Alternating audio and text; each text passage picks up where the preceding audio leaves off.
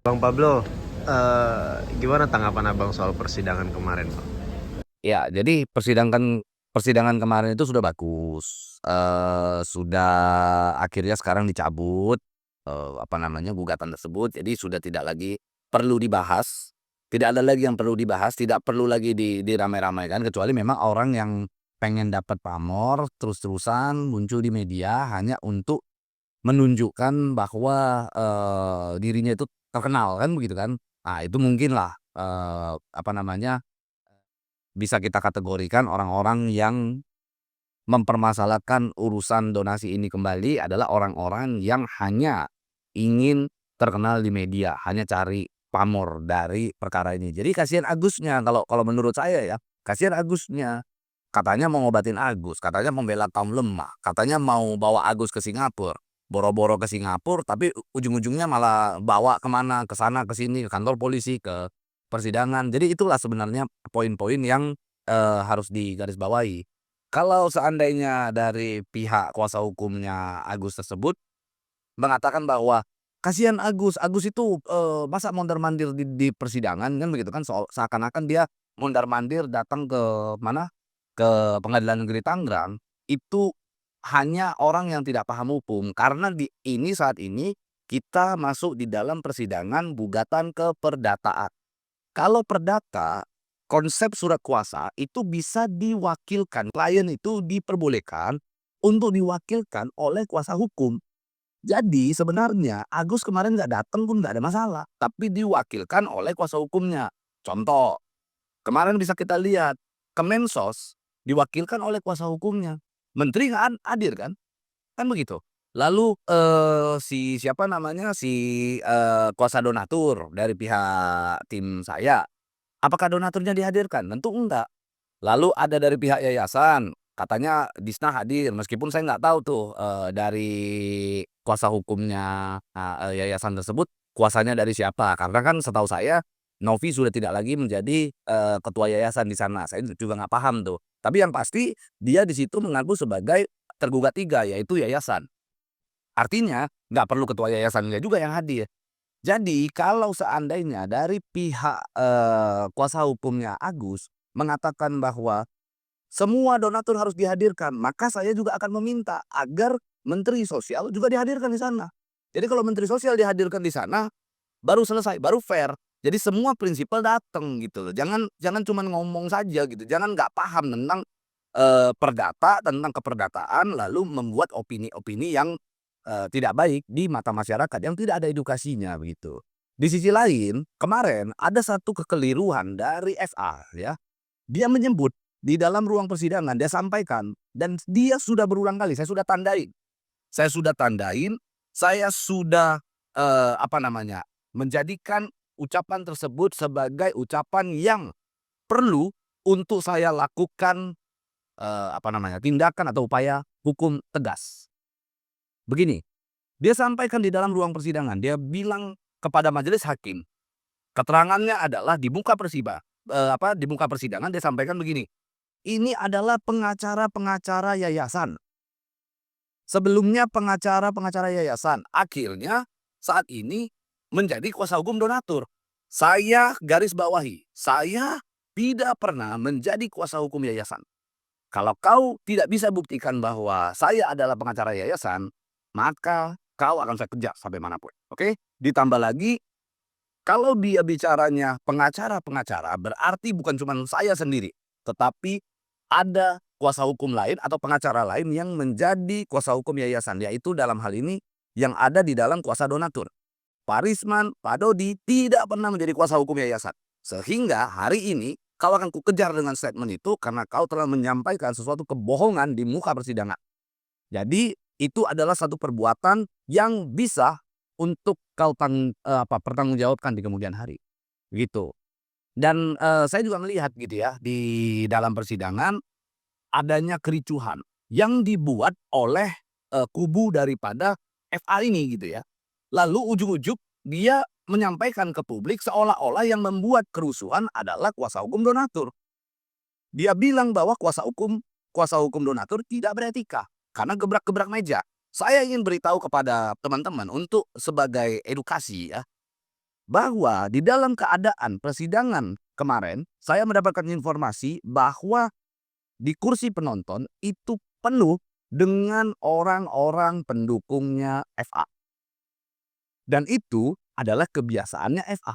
Setiap dia sidang, dia selalu ajak banyak orang. Dia selalu ajak banyak orang yang tidak berkepentingan untuk membuat kerusuhan di dalam persidangan, memancing emosi lawan, agar lawan terpancing emosinya, akhirnya dia akan mendapatkan poin plus. Saya kenal FA itu bukan sehari 2 hari. Jadi saya tahu betul, saya paham betul siapa ini orang. Saya tahu betul bagaimana cara-caranya dia ketika dia menangani suatu perkara. Jadi orang-orang ramai di dalam persidangan kemarin, itu orang-orangnya dia semua. Saya ingin sampaikan itu adalah orang-orangnya dia yang membuat rusuh, yang teriak-teriak, menyoraki proses persidangan di saat kuasa donatur berbicara, disoraki. Itu adalah cara-cara yang selama ini dia buat. Lalu kalau dikatakan bahwa Pak Dodi gebrak-gebrak meja, tidak ada satupun aturan di dalam tata tertib persidangan yang melarang seseorang gebrak meja.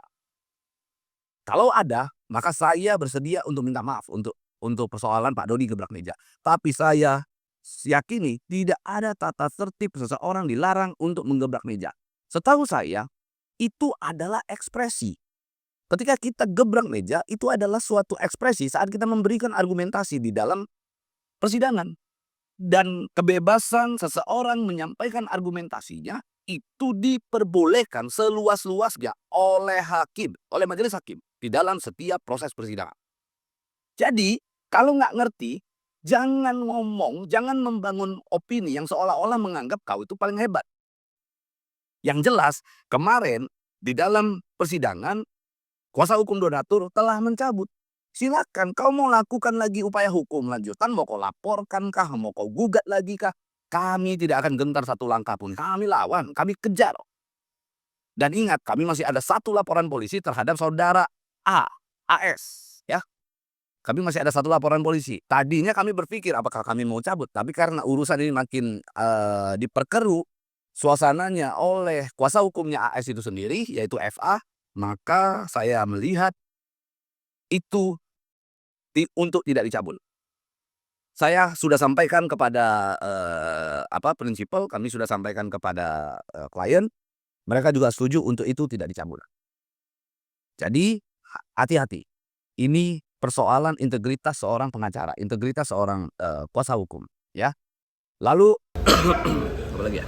Satu lagi Bang, ini kan FA tuh membangun opini ya, bahwa katanya yang membuat kuasa kepada donatur yang membuat kuasa kepada para kuasa hukum itu cuma 2, bukan 500. Nah, itu kebodohan yang sebenarnya harus teman-teman ketahui dari seseorang yang berinisial FA. Oke? Kuasa donatur diberikan kuasa 2 orang, apa salahnya di dalam persidangan? Lalu kami sampaikan bahwa saat ini ada 577 kuasa, apa salahnya? Toh ada 577 kuasa. Di dalam persidangan apakah 577 kuasa tersebut harus dibawa? Tidak. Itu disebut dengan class action atau dalam bahasa Indonesianya adalah gugatan perwakilan kelompok yang diwakilkan oleh 2 orang. Oke, terhadap 577 kuasa yang sudah kami terima, 577 kuasa tersebut diberikan kepada kami diwakilkan oleh 2 orang masuk di dalam persidangan. Maka kalau di dalam posita gugatan di dalam memori gugatan yang kami sampaikan, 577 kuasa itu kami tuangkan, kami masukkan ke dalam ke dalam memori gugatan kami sebagai bahan pertimbangan. Tentunya ketika masuk ke dalam pokok perkara, pemeriksaan pokok perkara, seluruh surat kuasa yang 577 ini baru dibawa dan diperiksa di dalam pemeriksaan pokok perkara. Karena kami yakini 577 tersebut kalau kita hadirkan di dalam persidangan, lalu apa fungsinya kami sebagai kuasa hukum? Yang mana di dalam surat kuasa jelas bahwa kami bisa mewakili klien kami. Saya siap untuk menghadirkan 577 kuasa, tapi syaratnya cuma satu. Kau hadirkan mensos datang ke persidangan sebagai prinsipal. maka saya akan hadirkan yang namanya 577 kuasa. Bila perlu kalau kau bilang tidak boleh diwakilkan, maka saya bilang ke Mensos pun tidak menjadi representasi jika hanya Mensos yang hadir. Jadi satu gedung Kemensos harus hadir di dalam ruang persidangan. Baru itu namanya fair. Ini orang nggak ngerti gitu ya. Orang menang rambut doang yang gondrong, tapi isi kepalanya nggak ada gitu loh. Ya bang, opininya tuh benar-benar gimana ya? Jadi dia mengatakan bahwa para pihak pihak kuasa donatur ini melakukan rangkaian kebohongan. Terserah dia bilang kita mau rangkaian kebohongan kah, merangkai bunga kah, terserah dia, terserah dia. Intinya, saya sarankan sebelum kau tuduh seseorang merangkai kebohongan, maka kau rangkai dulu seluruh pecahan-pecahan yang ada di dalam otakmu, kau gabungkan dulu jadi satu, supaya isi otak kau itu ada gitu loh.